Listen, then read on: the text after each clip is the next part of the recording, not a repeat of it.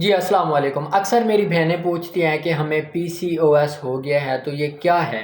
بانجھ پن کے اندر سب سے بڑی وجہ جو ہے نا، ان کافی ساری وجوہات ہیں، ان وجوہات میں سے ایک جو وجہ ہے وہ ہے پی سی او ایس، پولی سیسٹک اووری سنڈروم۔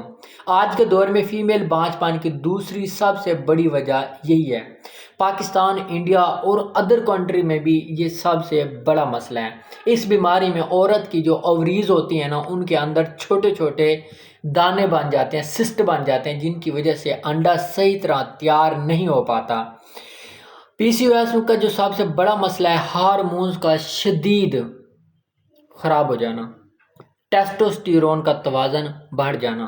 مردانہ ہارمونز ہے ٹیسٹوسٹیرون، جب یہ بڑھ جاتا ہے تو اس کے نتیجے میں کیا ہوتا ہے، پیریڈز ٹائم پہ نہیں آتے، منہ پہ بال آ جاتے ہیں، اچھا، اور جسم کے اور حصوں پہ بال آنے شروع ہو جاتے ہیں۔ اکثر خواتین میں کیا کرتے ہیں، پیریڈز 2 دن آتے ہیں یا کبھی کبھار 3 دن آتے ہیں، اس کے بعد کئی مہینوں پیریڈز نہیں آتے۔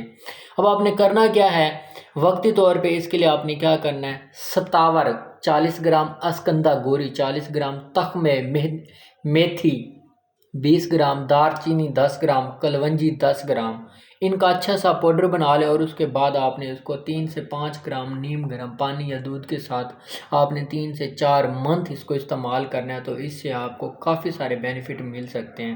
روزانہ 30 منٹ آپ نے واک کرنا ہے، چینی اور فاسٹ فوڈ سے آپ نے پرہیز کرنا ہے۔ کسی بھی بیماری سے ریلیٹڈ، پیریڈز کی بیماری سے ریلیٹڈ آپ مجھ سے رابطہ کر سکتے ہیں، یا کسی بھی انفارمیشن کے لیے آپ میرے واٹس ایپ نمبر پہ مجھ سے رابطہ کر سکتے ہیں۔